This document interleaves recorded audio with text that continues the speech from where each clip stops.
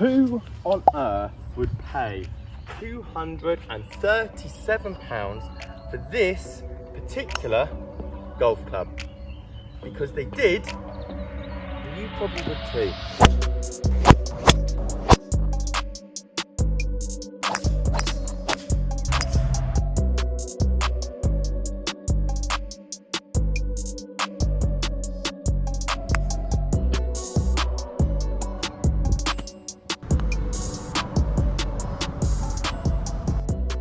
This evening I take out a golf club on the golf course that is state of the art when it comes to technology.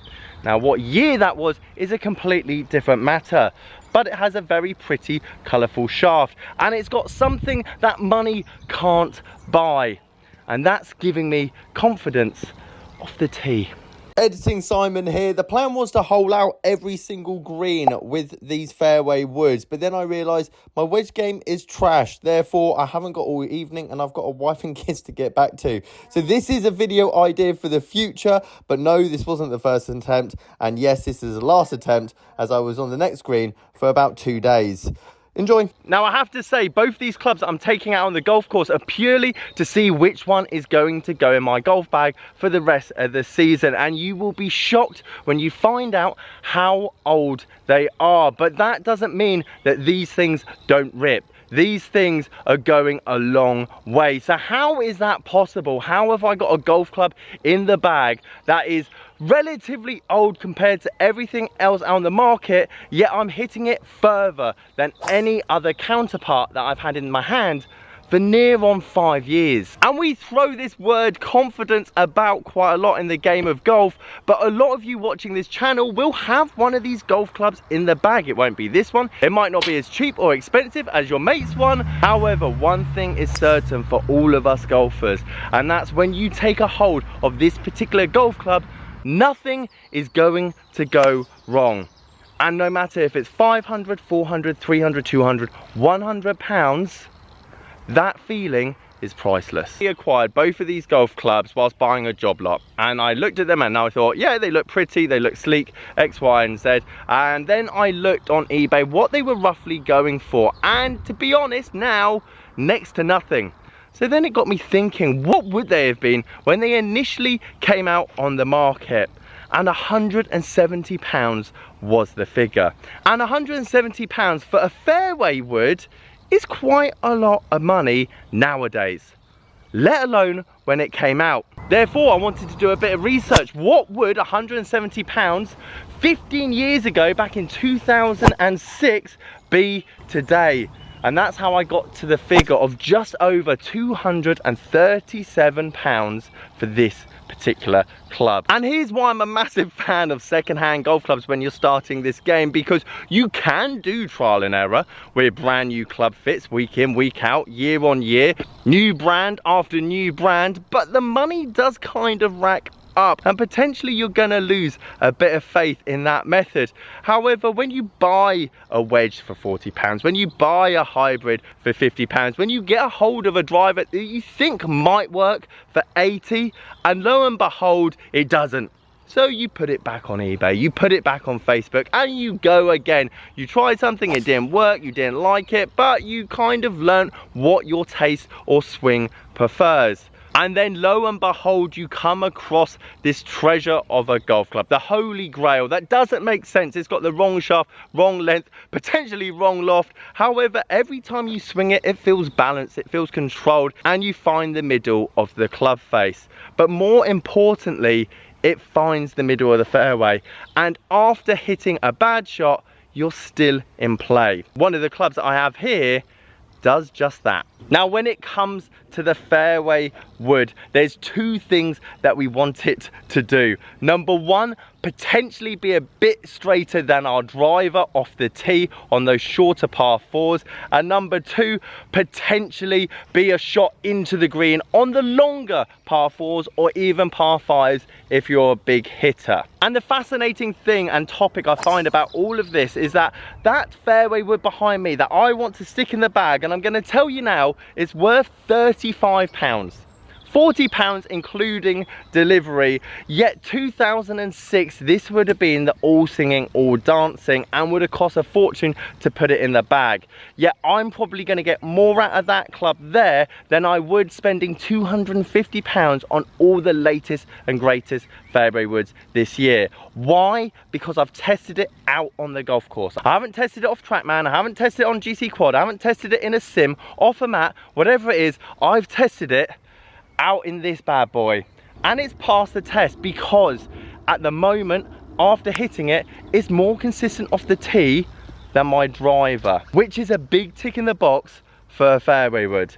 Number two, I feel like I can hit this off the fairway, and that's one of the biggest things I have against fairway woods over the last 5 years, is that they're getting bigger and bigger to be more forgiving and potentially to be higher launching and lower spinning. So when you do hit your old fairway wood against a newer one, the club fitter or the person fitting you rightly says, look, you gained 15 yards.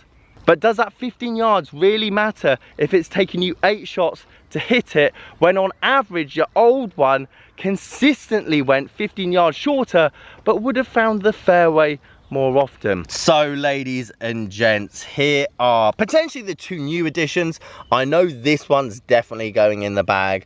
This one potentially, but it does launch a bit high for me, which is quite unfavourable in windy conditions. The Titleist 906 fairway wood. I'll show you a quick few prices what this goes on for eBay. I've actually personally had these on eBay for the last 2 days or so, and no one's going to really give them a look. I mean, they're old and there's plenty of them out there, but the reason that I posed the question, I wanted to bring these out, is because the condition of them's really good. It's appealing, it's classic, it's clean, not much going on. We haven't got carbon, flames, stripes, you name it, coming off the top of it. And this is my most favourite bit that I love about this golf club, and I have to put it against something more modern for you guys to really see. Here we have a Titleist 917, near on 11 years, more advanced than the one behind me. The way it looks from above, just to my eye, fills me with confidence. But for me personally, this is why I've tended to go away and haven't really had a fairway wood in the bag for an extremely long time, is because they just look like mini drivers to me.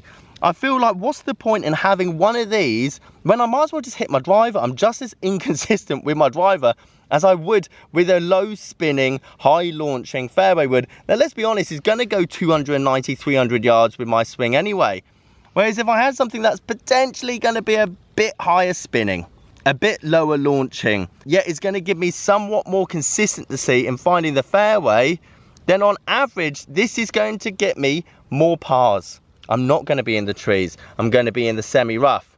And for that reason, it's probably going to go in the bag this year. Ironically though, on average, I feel this 15.5 degree 906 Titleist fairway wood is going longer on average, as some of the shots that you've seen throughout this vlog, than any modern day fairway wood that I've taken out on the golf course. And there's one simple reason why that is, and it's because I'm hitting it out the middle. Centeredness of strike, smash factor, these are the key ingredients to hitting longer balls. And technology, don't get me wrong, over the last 15 years has come a long way when it comes to forgiveness and maybe partially ball speed. But you drop 8 miles an hour, 10 miles an hour, 12 miles an hour ball speed when you don't even hit that thing out the middle of the club face. So if you want to gain more distance this year through all of your clubs, start finding the middle of the golf club and actually hit it out the spot that is designed to be hit from. And to follow on from that point, I read a really good article from Golf Digest on the average handicap and how much it's dropped over the last 25 years. This is actually back in 2016, 25 years previous to that. So we're still talking about 8 years or so ago, but it only dropped from 16.6 to 14.4. And they said in the article, actually it's down to technology, the improvements to technology of how equipment's more easier to hit, and the average golfer is able to shoot better scores. And don't get me wrong, I would agree with with that. But to relay this back to my £170 fairway wood that someone would have bought back in 2006, which would have been the all singing, all dancing, is now worth £40 and no one would even touch it. Yet that golfer probably would have played off 8, 9, 10, maybe lower. And yes, the handicap average has dropped 2 shots over that 25-year period, but we also had this thing called the internet. And not only that, ball flight laws were wrong 25 years ago. Golf coaches are using the internet to get better. You guys are using YouTube and the internet to learn more about the golf swing. And then not only that, we've been told over the last 25 years from now, and we will still be told in the next 10 years, how much more advanced, how much more forgiving the newer stuff that's coming out will be. Yet, as a collective, with all of those things thrown into the mix, on average, we've only dropped 2 shots. Seems a bit underwhelming really, doesn't it? Guys, if you like this video, leave it a like. Subscribe if you are new. Catch you guys later.